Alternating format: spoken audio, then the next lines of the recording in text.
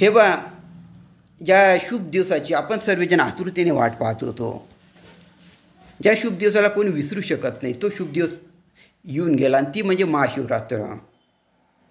महाशिवरात्र म्हणजे काय, त्याचे फार मोठं महत्त्व आहे. तुम्हाला सांगतो, ऐका. पहिले हे लक्षात घ्या, तुम्ही शिवरात्र प्रत्येक महिन्यात येते, शिवरात्र प्रत्येक महिन्यात येते, परंतु महाशिवरात्र वर्षातून एकचदा येते. का असं होतं, ऐका. महाशिवरात्रीला सर्वात प्रथम हा भगवान शिव यांच्या प्रगट दिन आहे. म्हणजे या दिवशी त्यांनी अवतार घेतला होता, जन्म झाला होता त्यांच्या. एवढं मोठं शिवलिंग तयार झालं होतं की विष्णू भगवान ब्रह्मा यांनासुद्धा त्याच्या आधी आणि अंत, आरंभ आणि अंत सापडला नव्हता. हा त्यांचा प्रगट दिन होता. या दिवशी शिवशक्तीचे मिलन झालं होतं. ती कथाहीसुद्धा ऐका. माता पार्वती या हिमालयाच्या पुत्री होत्या. त्यांना लहानपणापासून शिवभक्तीचे वेळ होतं. त्यांनी ठरवलं होतं, मी लग्न करू तर भगवान शिवांचीच करू. मग भगवान शिवांनी परीक्षा घ्यायचं ठरवलं. साधू वेश धारण केला. माता पार्वतींजवळ गेले आणि त्यांना सांगितलं, तुला तिथं काहीच सुख मिळणार नाही, तुला कैलासावर राहावं लागेल. राजमहाल नाही, काहीच नाही, नोकर चाकर नाही, काहीच नाही आहे तिथं. भूत प्रेतांमध्ये, गणांमध्ये, कैलासमध्ये साध्या पद्धतीने राहावं लागेल. महाशिवांच्या क्रोध सांगितलं, पुष्कळ त्यांनी सांगितलं, परंतु माता पार्वतींचे प्रेम खरं होतं, भक्ती खरी होती. त्यांनी ऐकलं नाही आणि मग भगवान शिवांना त्यांचे खरं प्रेम पाहून लग्न करावं लागलं. अशा तऱ्हेने या दिवशी शिवशक्ती यांचे मिलन झालं म्हणजे खऱ्या प्रेमाचा विजय झाला. आणि याच दिवशी त्या दोघांचे लग्न झालं. पण पुष्कळ शहरांमध्ये बरात काढली जाते.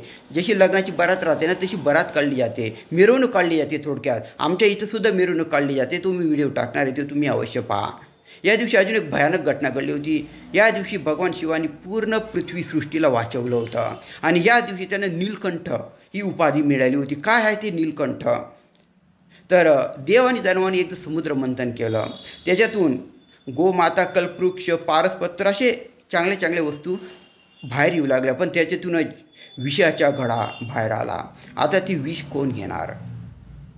ते विष जर कोणी प्राशन केलं नसतं, त्याने पूर्ण ब्रह्मांड, पूर्ण सृष्टी त्याने नष्ट करून टाकली असती. मग अशा वेळी भगवान शिव पुढे आले. त्यांनी ते संपूर्ण विष प्राशन केलं. परंतु त्या विषयाच्या प्रभावाने त्यांचे संपूर्ण शरीर आणि मुख्य म्हणजे कंठ किंवा घसा निळ्या रंगाचा झाला. काही ठिकाणी आपल्याला भगवान शिवांची निळ्या रंगाची मूर्ती दिसते.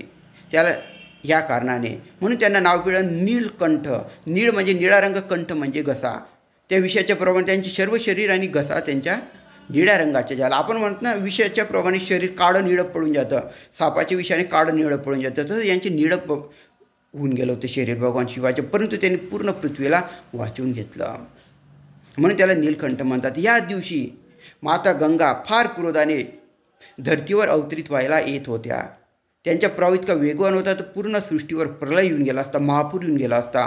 तेव्हा भगवान शिवांनी आपल्या जटांमध्ये त्यांना धारण केलं, त्यांच्या वेग, त्यांच्या संताप शांत केला आणि पृथ्वीवर त्यांची शांत प्रकारची नदी तयार झाली, जी आता गंगा नदी म्हणून आपण ओळखतो. या दिवशी त्यांनी संतापात तांडव नृत्य केलं होतं.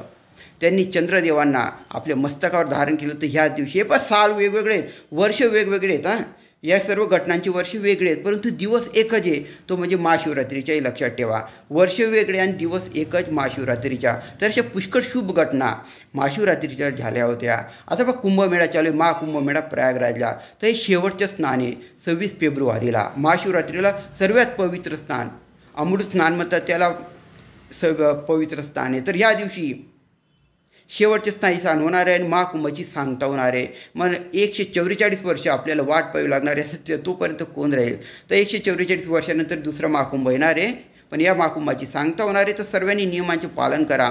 मागच्या स्नानाच्या वेळेला जशी भगदड किंवा घाई गर्दी आली होती, तसं काही करू नका. शासनच्या सूचना देतं ते करा. या दिवशी दूध, तुपाच्या अभिषेक, बेल, फळं सर्व चढवू जातं. बेलफळं जे महादेवांना आवडतात. दूध तुम्ही वापरत असाल तर थोड्याशा दुधाने अभिषेक करा. बाकीचे दूध जे गरुजवंत असतील त्यांना देऊन टाका. नक्की शिव याच्याने फार प्रसन्न होतील. ओम नमः शिवायचे जर दिवसभर जाप करत असेल तर करा. जर तुम्हाला थोडंफार रात्री जागणं शक्य होत असेल, मंत्रांच्या किंवा रात्रीची पूजा करतात, महाशिवरात्रीची रात्री पूजा करतात, तर प्रकृतीला सांभाळून तुम्ही रात्री पूजा करू शकतात. तुमच्या प्रकृतीनुसार, तुमच्या सवयीनुसार तुम्ही पहा. तर ही चांगली माहिती जास्तीत जास्त लोकांपर्यंत शेअर करा. त्यांना सांगा महाशिवरात्रीला किती भयानक घटना घडल्या होत्या. म्हणून ती पवित्र का मानतो आपण, फार पवित्र असते ती. जास्तीत जास्त ही चांगली माहिती शेअर करा आणि महाशिवरात्रीमध्ये काहीतरी प्रण करा चांगला जीवनाच्या. करा शेअर ही माहिती. तुम्हाला महाशिवरात्रीच्या खूप खूप शुभेच्छा. धन्यवाद. जय महाशिवरात्री.